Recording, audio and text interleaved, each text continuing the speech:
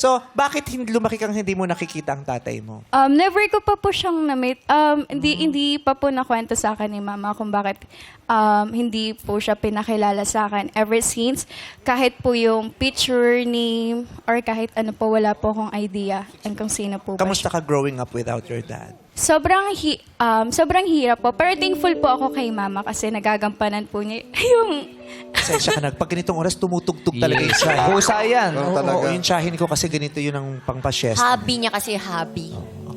Thankful po kay Mama kasi nagagampanan niya yung pagiging mama tsaka papa. Sobrang hirap kasi nainggit ako sa iba kapag kasama nila yung mga papa nila or yung mga daddy nila, ganun. Pero may tumatayo naman pong stepdad sa akin. Pero syempre, iba pa rin po talaga kapag na-feel mo yung pagmamahal ng isang ama. Ganun. Pero kung ikaw ba papipiliin, gusto mo ba siyang makilala? Oo naman po, gusto ko siya mamit. Gusto ko matanong kung buhay pa ba siya, gano'n. Para,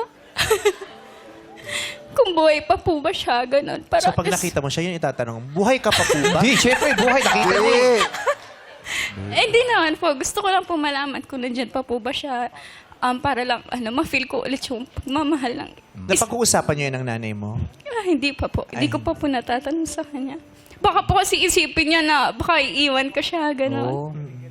Pero kung ikaw ang tatanungin at magdidesisyon, mas gusto mong makilala yung tatay mo. Oo naman po. Hindi po ako magdadalawang isip na makita ko po siya and makilala ng lubusan. Para kahit na tumandaman po ako, ganun. Para kahit pa paano, ma-feel ko lang po na meron pong isang ama na ganun. Yung pagmamahal po ng isang magulay, ng isang ama, ganun. Pero yung stepdad mo, okay naman kayo? Kasundo kayo? Yes po, okay naman po kami ng stepdad ko. Siya yung tumatayong ama mo. Yes po. At least Hindi siya humihiga, yung tatay. Tumatayo lang.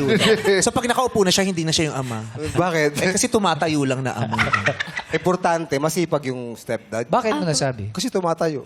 Yes, tama yung sinabi Tama niya. naman eh. Yes, because with great power comes great responsibility. Who are you? Spider-Man. Spider-Man talaga. Sakto.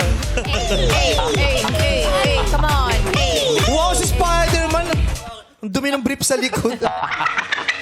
Balak So, kung nanay po, narinig niyo po, hindi niyo raw po napag-uusapan. Hello. At nabanggit niya yun ngayon. Kamusta po ang narinig niyo ngayon na gusto niya daw makilala sana Kasi yung... Mami Vice, ano po siya, abandoned daughter. Kumbaga, yung tatay niya is hindi niya po kinilala. Tinanggi niya. So, nag-decide po ako na, okay, thank you na lang kasi mas maganda naman yung kinalabasan. Kala ko mas maganda naman yung anak mo sa'yo.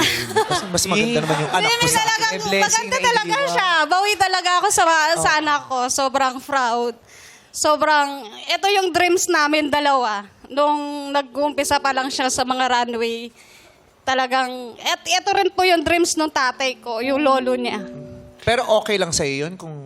Okay naman Hahanapin po. niya yung Okay naman po. Ako, Mama Vice, naman po ako na... Tigil mo na yung mababay. Kanina mami eh. Kayo na mami, ngayon mama Meme na kasi mami.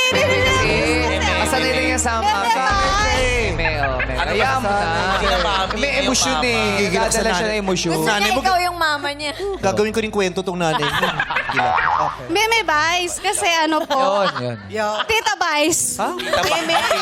Tita na kayo. Pamangkin mo pala siya eh. Kung makatita ka, ang pangit ang duster mo, ititita mo. Hoy! Ninang Vice na lang. Ninang Vice. Tama na. Ninang. Okay na ako sa uncle. Joke lang, nanay. Okay po.